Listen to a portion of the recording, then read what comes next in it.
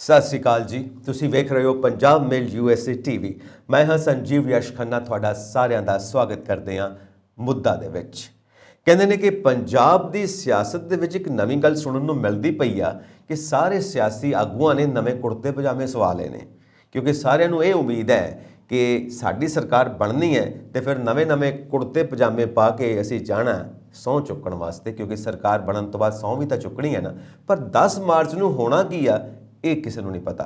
10 March ਤੱਕ ਸਾਰੇ ਹੀ MLA ਨੇ ਤੇ ਸਾਰੀਆਂ ਹੀ ਪਾਰਟੀਆਂ ਆ ਰਹੀਆਂ ਨੇ ਸੱਤਾ ਦੇ ਵਿੱਚ, ਪਰ ਆਪਸ ਦੇ ਵਿੱਚ ਨਾ ਇੱਕ ਦੂਜੇ ਨੂੰ ਵਧਾਈਆਂ ਵੀ ਦਿੰਦੇ ਪਏ ਨੇ ਤੇ ਇਹ ਵੀ ਦੇਖਦੇ ਪਏ ਨੇ ਕਿ ਸਾਡੇ ਵਿਰੋਧੀ ਕਿੰਨੇ ਕੁ ਘਬਰਾਏ ਹੋਏ ਨੇ, ਕਿਉਂਕਿ ਅੰਦਰੋਂ ਅੰਦਰ ਹੀ ਖੁਸ਼ੀ ਹੁੰਦੀ ਹੈ ਨਾ ਦੂਜੇ ਦੀ ਘਬਰਾਹਟ ਵੇਖ ਕੇ। ਤੇ ਵਧਾਈਆਂ ਕਾਹਦੀਆਂ ਦਿੰਦੇ ਪਏ ਨੇ, ਬਈ ਤੁਸੀਂ ਬਣ ਜਾਣਾ ਅਸੀਂ ਰਹਿ ਜਾਣਾ, ਇਹ ਗੱਲ ਦੀ ਵਧਾਈ ਹੁੰਦੀ ਪਈ ਹੈ। ਤੇ ਅੰਦਰ ਖਾਤੇ ਸੋਚਦੇ ਨੇ ਬਣਨਾ ਤਾਂ ਅਸੀਂ ਹੈ, ਰਹਿਣਾ ਤਾਂ ਇਹਨਾਂ ਨੇ ਹੈ। ਖੈਰ ਜੋ ਵੀ ਹੈ ਇਹ 10 ਮਾਰਚ ਨੂੰ ਪਤਾ ਲੱਗੂਗਾ। ਜਦੋਂ ਦੀ 20 ਫਰਵਰੀ ਬੀਤੀ ਹੈ ਨਾ, ਸਾਰੇ ਪੰਜਾਬ ਵਿੱਚ ਚਰਚਾ ਦਾ ਬਾਜ਼ਾਰ ਬੜਾ ਗਰਮ ਹੈ। ਸਾਰੇ ਜਾਣੇ ਸਿਰ ਜੋੜ ਕੇ ਬੈਠੇ ਹੋਏ ਨੇ, ਕਿਹੜੀ ਪਾਰਟੀ ਆਊਗੀ, ਕਿਹੜੀ ਪਾਰਟੀ ਨਹੀਂ ਆਊਗੀ, ਕਿਹੜਾ ਸਿਆਸੀ ਆਗੂ ਆਊਗਾ, ਕਿਹੜਾ ਸਿਆਸੀ ਆਗੂ ਨਹੀਂ ਆਊਗਾ। ਇਹ ਚੱਲਦੀਆਂ ਪਈਆਂ ਨੇ ਗੱਲਾਂ ਤੇ ਸੋਸ਼ਲ ਮੀਡੀਆ ਤੇ ਭਰਿਆ ਪਿਆ ਮਜ਼ਾਕ ਨਾਲ ਵੀ, ਤੇ ਕੁਝ ਲੋਕ ਸੀਰੀਅਸ ਡਿਸਕਸ਼ਨ ਵੀ ਕਰਦੇ ਨੇ। ਉਹ ਬਸ ਕਰੋ ਯਾਰ, ਇੰਨਾ ਮਜ਼ਾਕ ਨਾ ਕਰੋ, ਕਿਉਂਕਿ ਇਹਨਾਂ ਨੇ ਕੱਲ ਸੱਤਾ 'ਚ ਆਉਣਾ ਤੇ ਫਿਰ ਇਹ ਨਾ ਹੋਵੇ ਕਿ ਤੁਹਾਡੇ ਉੱਤੇ ਗੁੱਸਾ ਨਿਕਲ ਜਾਵੇ ਇਹਨਾਂ ਦਾ। ਖੈਰ ਗੁੱਸਾ ਤਾਂ ਕੀ ਨਿਕਲਣਾ ਹੈ, ਗੁੱਸਾ ਤਾਂ ਪੰਜਾਬ ਵਾਸੀਆਂ ਨੂੰ ਚੜਿਆ ਹੋਇਆ ਕਿ ਆ ਪੰਜਾਬ ਦਾ ਹਾਲ ਕੀ ਕਰਕੇ ਰੱਖ ਦਿੱਤਾ। ਕਿਉਂ? ਕਿਉਂਕਿ ਮਾਹਿਰ ਮੰਨਦੇ ਨੇ ਨਾ ਕਿ ਜਿਹੜੀ ਵੀ ਪਾਰਟੀ ਸੱਤਾ 'ਚ ਆਊਗੀ ਜਾਂ ਜਿਹੜੀਆਂ ਵੀ ਪਾਰਟੀਆਂ ਮਿਲ ਕੇ ਸਰਕਾਰ ਬਣਾ ਕੇ ਸੱਤਾ 'ਚ ਆਉਣਗੀਆਂ, ਉਹਨਾਂ ਵਾਸਤੇ ਸਭ ਤੋਂ ਵੱਡੀ ਚੁਣੌਤੀ ਕਿਹੜੀ ਆ? ਇਕੋਨਮੀ। ਤੇ ਜਦੋਂ ਤੱਕ ਅਰਥਚਾਰਾ ਇਕੋਨਮੀ ਕਾਬੂ ਨਹੀਂ ਨਾ ਆਉਂਦਾ, ਉਦੋਂ ਤੱਕ ਨਾ ਖੇਤੀਬਾੜੀ ਦੇ ਸੈਕਟਰ ਵਿੱਚ ਕੋਈ ਕੰਮ ਹੋ ਸਕਦਾ, ਨਾ ਇੰਡਸਟਰੀ ਦੇ ਸੈਕਟਰ ਵਿੱਚ ਕੋਈ ਕੰਮ ਹੋ ਸਕਦਾ, ਨਾ ਸਰਵਿਸ ਸੈਕਟਰ ਦੇ ਵਿੱਚ ਕੰਮ ਕੋਈ ਹੋਰ ਹੋ ਸਕਦਾ। ਪਰ ਫਿਰ ਜਿਹੜੇ ਪੁਰਾਣੇ ਕੰਮ ਨੇ ਉਹ ਕਿਹੜੇ ਨੇ? ਉਹ ਤਾਂ ਫਿਰ ਉਹੀ ਨੇ ਜਿਹੜੇ ਚੱਲਦੇ ਪਏ ਨੇ, ਉਹੀ ਸਾਰੇ ਪੰਗੇ, ਉਹੀ ਸਾਰੇ ਗੱਲਾਂ ਬਾਤਾਂ ਦੇ ਨਤੀਜੇ। ਨਵੀਆਂ ਗੱਲਾਂ ਕਿੱਥੇ ਨੇ? ਬਦਲਾਅ ਕਿੱਥੇ ਹੈ? ਜਿਹੜਾ ਰੌਲਾ ਪਾਇਆ ਹੋਇਆ ਸੀ ਬਦਲਾਅ ਲਿਆਉਣਾ, ਬਦਲਾਅ ਲਿਆਉਣਾ, ਜਿਹੜਾ ਰੌਲਾ ਪਾਇਆ ਭਈ ਮੁੱਦਿਆਂ ਦੀ ਗੱਲ ਨਹੀਂ ਹੁੰਦੀ ਪਈ, ਹਮੇਸ਼ਾ ਸਿਆਸਤ ਦੇ ਵਿੱਚ ਕੋਈ ਹੋਰ ਹੀ ਗੱਲਾਂ ਹੋਈ ਜਾਂਦੀਆਂ ਨੇ। ਉਹ ਸਨ 2017 ਵਾਲੀਆਂ ਗੱਲਾਂ ਹੋਈ ਜਾਂਦੀਆਂ ਨੇ, ਸਨ 2012 ਵਾਲੀਆਂ ਗੱਲਾਂ ਹੋਈ ਜਾਂਦੀਆਂ ਨੇ, ਸਨ 2022 ਵਾਲੀਆਂ ਗੱਲਾਂ ਕਿਉਂ ਨਹੀਂ ਕਰਦੇ? ਚੇਂਜ ਦੀ ਗੱਲ ਕਿਉਂ ਨਹੀਂ ਕਰਦੇ? ਬਦਲਾਅ ਦੀ ਗੱਲ ਕਿਉਂ ਨਹੀਂ ਕਰਦੇ? ਉਹ ਗੱਲ ਕਿਤੇ ਰਹਿ ਗਈ। ਪਰ ਗੱਲਾਂ ਸਾਰੀਆਂ ਉਹੀ ਨੇ ਕਿ ਜਦੋਂ ਪੰਜਾਬ ਦੀ ਜਨਤਾ ਚਾਹੁੰਦੀ ਹੈ ਕਿ ਨਵਾਂ ਪੰਜਾਬ, ਨਵੀਂ ਸੋਚ, ਨਵੀਂ ਸਿਆਸਤ, ਨਵੀਆਂ ਪਾਰਟੀਆਂ, ਨਵੇਂ ਚਿਹਰੇ, ਨਵੀਆਂ ਗੱਲਾਂ, ਨਵਾਂ ਸਿਸਟਮ ਜਿਹਦੇ ਵਿੱਚ ਕੋਈ ਭ੍ਰਿਸ਼ਟਾਚਾਰ ਨਹੀਂ ਹੈ, ਤਾਂ ਵੈਸੇ ਸੁਪਨਿਆਂ ਵਰਗੀਆਂ ਗੱਲਾਂ ਹੋ ਸਕਦਾ ਸੱਚ ਹੋ ਹੀ ਜਾਣ। ਚਲੋ ਦੇਖਦੇ ਹਾਂ 10 ਮਾਰਚ 2022 ਨੂੰ ਕੀ ਹੁੰਦਾ। ਗੱਲ ਕਰਦੇ ਹਾਂ ਪੰਜਾਬ ਦੀ ਖੇਤੀਬਾੜੀ ਦੀ, ਕਿਉਂਕਿ ਪੰਜਾਬ ਦੀ ਖੇਤੀਬਾੜੀ ਨੂੰ ਸੰਭਾਲੇ ਬਿਨਾਂ ਪੰਜਾਬ ਦੀ ਇਕੋਨਮੀ ਨੂੰ ਅਸੀਂ ਨਹੀਂ ਸੰਭਾਲ ਸਕਦੇ, ਕਿਉਂਕਿ ਪੰਜਾਬ ਬੇਸਿਕਲੀ ਖੇਤੀ ਪ੍ਰਧਾਨ ਸੂਬਾ ਤੇ ਸਾਡੀ ਜ਼ਿਆਦਾਤਰ ਵਸੋਂ ਜਿਹੜੀ ਹੈ ਨਾ ਖੇਤੀ ਉੱਤੇ ਨਿਰਭਰ ਕਰਦੀ ਹੈ ਕੰਮਕਾਜ ਦੇ ਸਿਲਸਿਲੇ ਦੇ ਵਿੱਚ। ਪਰ ਖੇਤੀ ਦਾ ਸੈਕਟਰ ਇਸ ਵਾਰ ਜ਼ਿਆਦਾ ਰੋਜ਼ਗਾਰ ਨਹੀਂ ਦੇ ਪਾ ਰਿਹਾ ਤੇ ਇੰਡਸਟਰੀ ਤੇ ਪਹਿਲਾਂ ਹੀ ਪੰਜਾਬ 'ਚ ਬਹੁਤ ਘੱਟ ਹੈ, ਉੱਥੇ ਰੋਜ਼ਗਾਰ ਕਿੱਥੇ ਹੋਣਾ ਹੈ?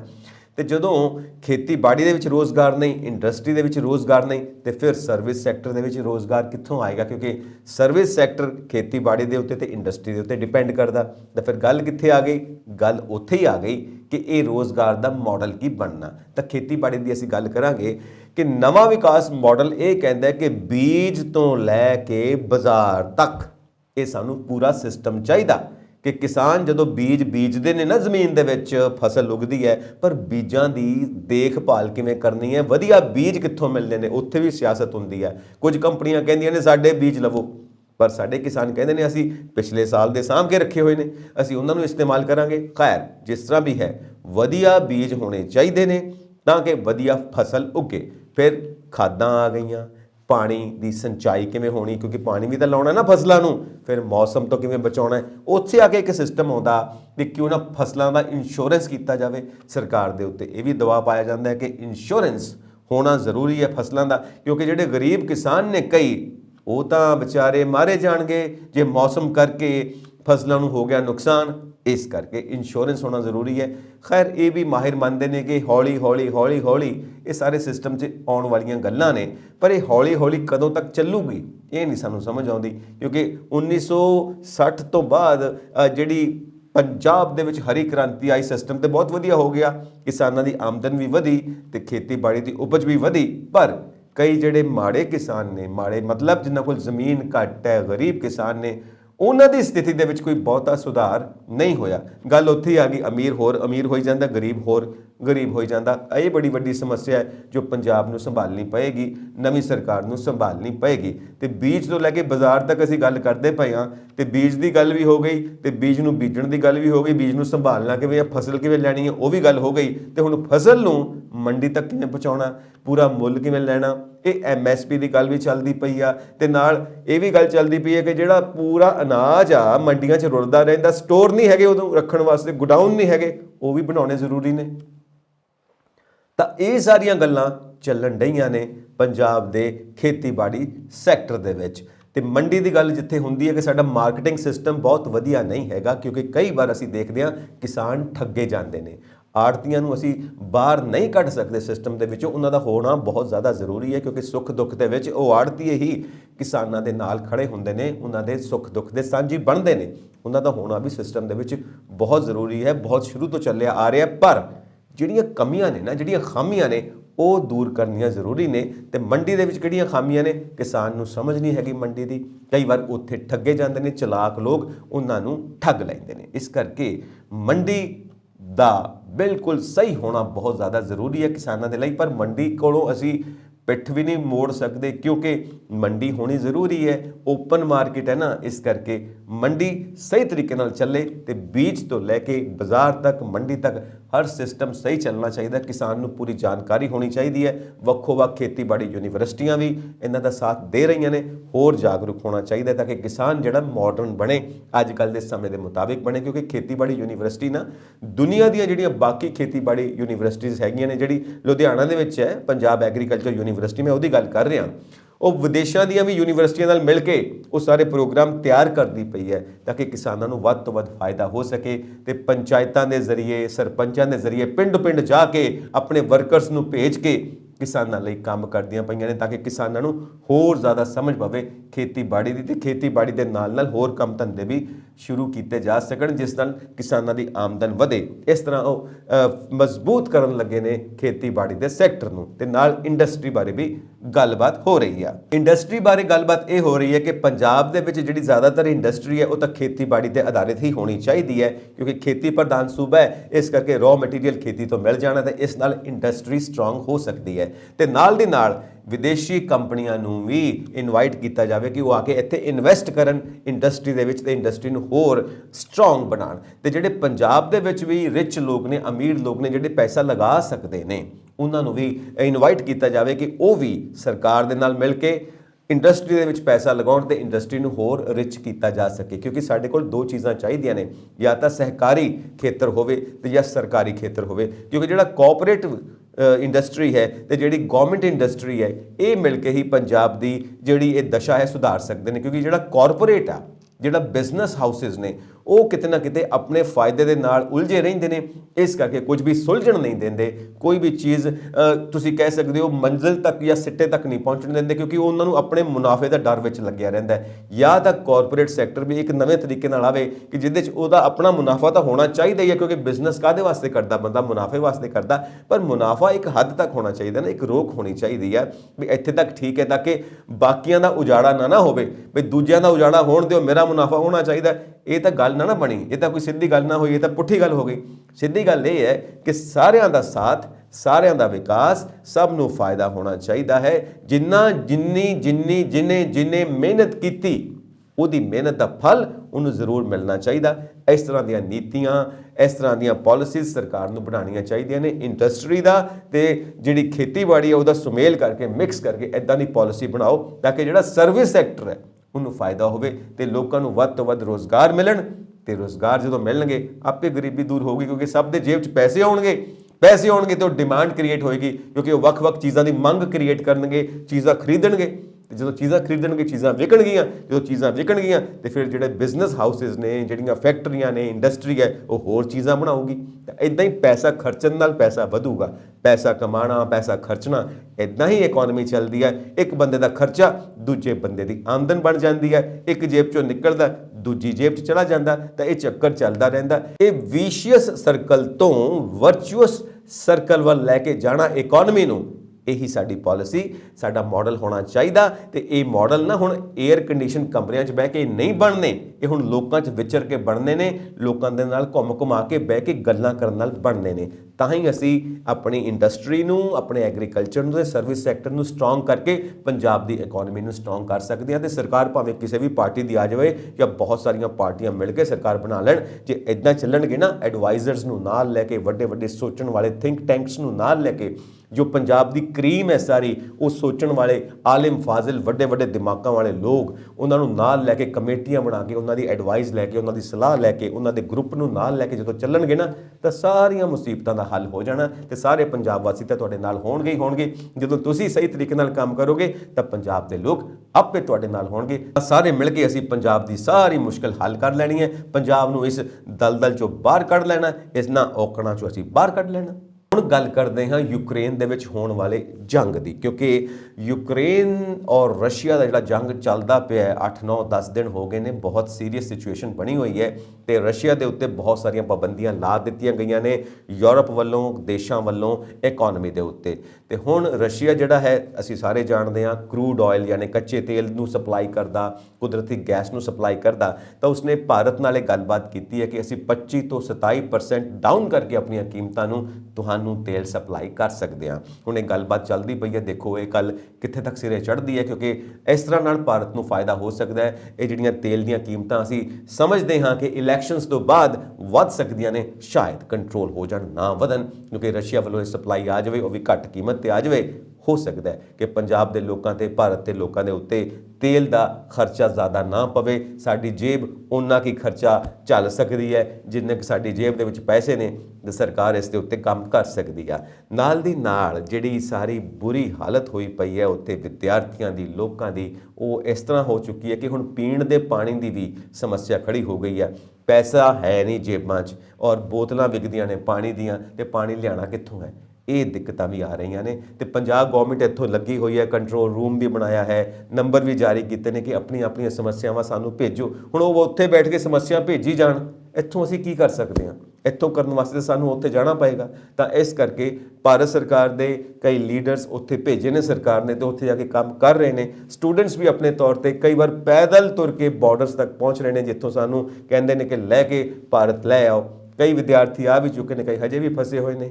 ਤਾਂ ਇਹ ਸਾਰੀਆਂ ਕੰਡੀਸ਼ਨਸ ਬੜੀਆਂ ਖਤਰਨਾਕ ਬਣੀਆਂ ਹੋਈਆਂ ਨੇ ਜੰਗ ਦੀਆਂ, ਕਿਉਂਕਿ ਜੰਗ ਦੇ ਵਿੱਚ ਤਾਂ ਹਮੇਸ਼ਾ ਆਮ ਲੋਕਾਂ ਦੀ ਬੁਰੀ ਹਾਲਤ ਹੁੰਦੀ ਹੈ ਤੇ ਫੌਜੀ ਆਪਣੀਆਂ ਜਾਨਾਂ ਦਿੰਦੇ ਹੀ ਦਿੰਦੇ ਨੇ। ਪਰ ਇਹ ਜੰਗ ਹੁੰਦੀ ਕਿਉਂ ਹੈ, ਇਹ ਅਜੇ ਤੱਕ ਸਮਝ ਨਹੀਂ ਆਇਆ। ਜੰਗ ਤੋਂ ਇਲਾਵਾ ਹੋਰ ਵੀ ਤਾਂ ਕੋਈ ਹੱਲ ਹੋ ਸਕਦਾ ਸਮੱਸਿਆ ਦਾ, ਕਿਉਂਕਿ ਅਸੀਂ ਛੋਟੇ ਜਿਹੇ ਘਰ ਨੂੰ ਲੈ ਲਈਏ, ਛੋਟੇ ਜਿਹੇ ਘਰ ਦੇ ਵਿੱਚ ਜੇ ਹਮੇਸ਼ਾ ਲੜਾਈ ਹੁੰਦੀ ਰਹੇ, ਜੰਗ ਹੁੰਦੀ ਰਹੇ, ਤਾਂ ਘਰ ਦੀ ਤਰੱਕੀ ਕਿਵੇਂ ਹੋਏਗੀ? ਘਰ ਦਾ ਬਟਵਾਰਾ ਹੋ ਜਾਏਗਾ, ਸਾਰੇ ਜਾਣੇ ਵੱਖੋ ਵੱਖ ਹੋ ਜਾਣਗੇ, ਘਰ ਟੁੱਟ ਸਕਦਾ ਹੈ। ਤਾਂ ਇਸ ਕਰਕੇ ਜਦੋਂ ਘਰ ਦੇ ਵਿੱਚ ਸ਼ਾਂਤੀ ਚਾਹੀਦੀ ਹੈ, ਤੇ ਘਰ ਤੋਂ ਇੱਕ ਵੱਡਾ ਘਰ ਬਣਦਾ, ਪੂਰਾ ਦੇਸ਼ ਇੱਕ ਵੱਡਾ ਘਰ ਹੈ, ਤੇ ਪੂਰੀ ਦੁਨੀਆ ਇੱਕ ਸਭ ਤੋਂ ਵੱਡਾ ਘਰ ਹੈ। ਤੇ ਜੰਗਾਂ ਕਿਉਂ? ਆਪਸ ਦੇ ਵਿੱਚ ਲੜਾਈ ਝਗੜੇ ਕਿਉਂ? ਇੰਨਾ ਪੈਸਾ ਜੰਗਾਂ ਦੇ ਉੱਤੇ ਖਰਚ ਕਿਉਂ ਹੋ ਰਿਹਾ? ਕਿਉਂਕਿ ਅਸੀਂ ਦੇਖਦੇ ਹਾਂ ਕਿ ਇਸ ਜੰਗ ਦੇ ਵਿੱਚ ਇੰਨਾ ਜ਼ਿਆਦਾ ਖਰਚਾ ਹੋਣਾ ਹੈ ਕਿ ਯੂਕਰੇਨ ਦੀ ਜਿਹੜੀ ਇਕਨੋਮੀ ਹੈ ਉਹ ਵੀ ਚਰਮਰਾ ਜਾਣੀ ਆ, ਤੇ ਰਸ਼ੀਆ ਦੀ ਇਕਨੋਮੀ ਭਾਵੇਂ ਬਹੁਤ ਵੱਡੀ ਤਾਕਤ ਹੈ, ਉਹਦੀ ਇਕਨੋਮੀ ਵੀ ਚਰਮਰਾ ਜਾਣੀ ਹੈ। ਤੇ ਰੂਸ ਐਡਾ ਵੱਡਾ ਦੇਸ਼ ਹੈ ਕਿ ਜੇ ਉਹਦੀ ਇਕਨੋਮੀ ਨੂੰ ਕੋਈ ਇਫੈਕਟ ਹੁੰਦਾ, ਕੋਈ ਬੁਰਾ ਅਸਰ ਪੈਂਦਾ, ਤੇ ਪੂਰੇ ਦੁਨੀਆ ਦੀ ਇਕਨੋਮੀ ਦੇ ਉੱਤੇ ਬੁਰਾ ਅਸਰ ਜ਼ਰੂਰ ਪੈਣਾ, ਕਿਉਂਕਿ ਰਸ਼ੀਆ ਸਭ ਤੋਂ ਵੱਡਾ ਤੇਲ ਸਪਲਾਈ ਦਾ, ਕੱਚੇ ਤੇਲ ਦਾ ਤੇ ਕੁਦਰਤੀ ਗੈਸ ਦਾ ਸਪਲਾਇਰ ਹੈ। ਉਸ ਕਰਕੇ ਤੇ ਹੋਰ ਵੀ ਬਹੁਤ ਸਾਰੀਆਂ ਟ੍ਰੀਟੀਜ਼ ਬਿਜ਼ਨਸ ਦੀਆਂ ਹੋਈਆਂ ਨੇ, ਸਮਝੌਤੇ ਹੋਏ ਨੇ। ਪਾਬੰਦੀਆਂ ਦੇ ਕਾਰਨ ਉਹਨਾਂ ਸਭ ਨੂੰ ਅਸੀਂ ਨੇਪਰੇ ਕਿਵੇਂ ਚਾੜਨਾ, ਉਹਨਾਂ ਸਭ ਨੂੰ ਪੂਰਾ ਕਿਵੇਂ ਕਰਨਾ, ਸਫਲ ਕਿਵੇਂ ਕਰਨਾ, ਇਹ ਵੀ ਇੱਕ ਦਿੱਕਤ ਬਣੀ ਰਹੇਗੀ ਰਸ਼ੀਆ ਵਾਸਤੇ ਤੇ ਪੂਰੇ ਦੇਸ਼ ਵਾਸਤੇ। ਤੇ ਪੂਰੇ ਦੇਸ਼ ਨੇ, ਰਸ਼ੀਆ ਨੇ ਜੇ ਅੱਗੋਂ ਪਾਬੰਦੀਆਂ ਲਾ ਦਿੱਤੀਆਂ ਤਾਂ ਖੇਤਰਫਲ ਐਡਾ ਵੱਡਾ ਰਸ਼ੀਆ ਦਾ, ਤੇ ਤੁਸੀਂ ਦੇਖਦੇ ਹੋ ਕਿ ਦੁਨੀਆ ਦਾ ਸਭ ਤੋਂ ਵੱਡਾ ਦੇਸ਼ ਹੈ ਜੇ ਅਸੀਂ ਜਿਓਗ੍ਰਾਫੀ ਦੇ ਹਿਸਾਬ ਨਾਲ ਦੇਖੀਏ, ਰਸ਼ੀਆ। ਤੇ ਜੇ ਉਹਨੇ ਪਾਬੰਦੀਆਂ ਲਗਾ ਦਿੱਤੀਆਂ ਕਿ ਮੈਂ ਆਪਣੇ 에ਅਰ ਸਪੇਸ ਨੂੰ ਕਿਸੇ ਨੂੰ ਜਹਾਜ਼ ਲੈ ਕੇ ਨਹੀਂ ਲੰਘਣ ਦੇਣਾ, ਤੇ ਫਿਰ ਕਿੱਥੋਂ ਦੀ ਗੇੜਾ ਲੈ ਕੇ ਆਓਗੇ ਆਪਣੇ ਜਹਾਜ਼ਾਂ ਨੂੰ ਲੈ ਕੇ, ਜਿਹੜੇ ਹਵਾਈ ਜਹਾਜ਼ ਨੇ? ਤੇ ਇਹ ਬੜੇ ਝਗੜਿਆਂ ਵਾਲੀਆਂ ਗੱਲਾਂ ਨੇ। ਇਸ ਕਰਕੇ ਬਜ਼ੁਰਗ ਕਹਿੰਦੇ ਨੇ ਕਿ ਲੜਾਈ ਵਿੱਚੋਂ ਖੱਟਣਾ ਕਿਸੇ ਨੇ ਕੁਝ ਨਹੀਂ ਹੋਣਾ, ਦੋਨਾਂ ਤਰ੍ਹਾਂ ਦਾ ਹੋਣਾ ਨੁਕਸਾਨ।